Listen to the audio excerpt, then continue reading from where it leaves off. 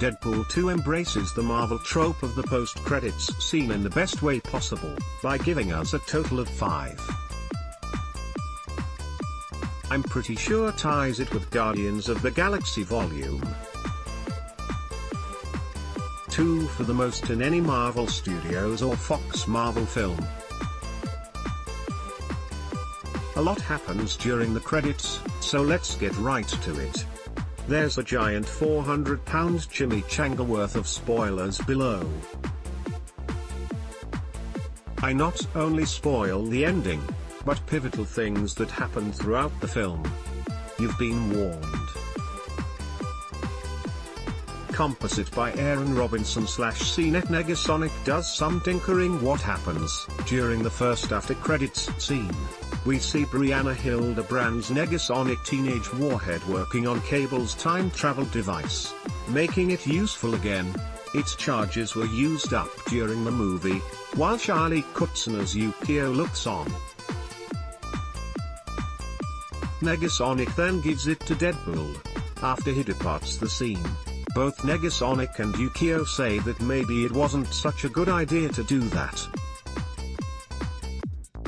What it means, Deadpool is about to use the device to make some fixes to the timeline.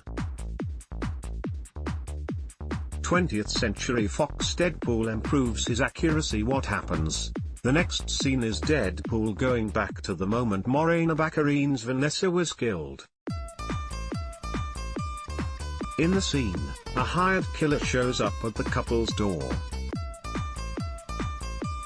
Deadpool tries to kill him by throwing a cream cheese spreader at him, but misses, and the killer ends up shooting and killing Vanessa. However, when Deadpool goes back in time, instead of missing the killer, he hits him right between the eyes, killing him before he even gets a shot off.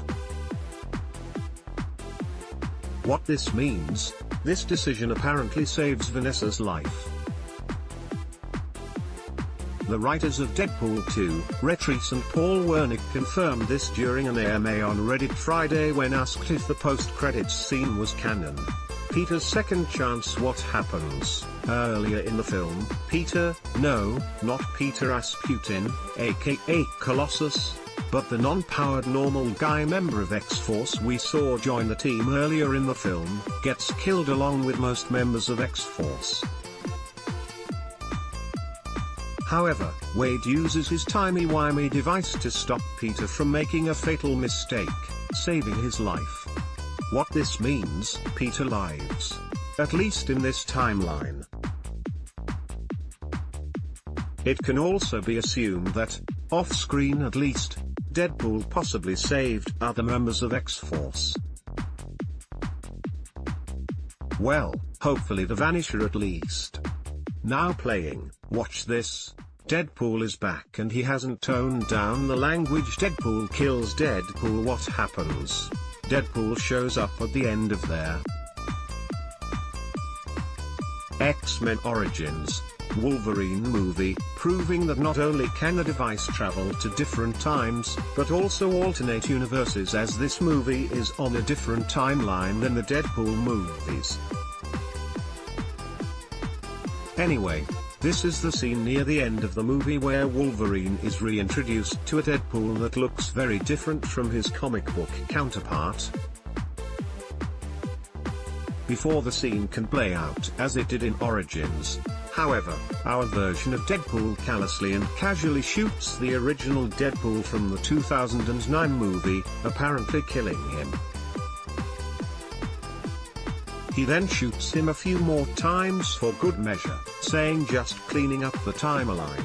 What it means, the X-Men Origins Wolverine version of Deadpool is considered a blasphemous depiction of the character that's nothing like Deadpool from the comics or the Deadpool movies.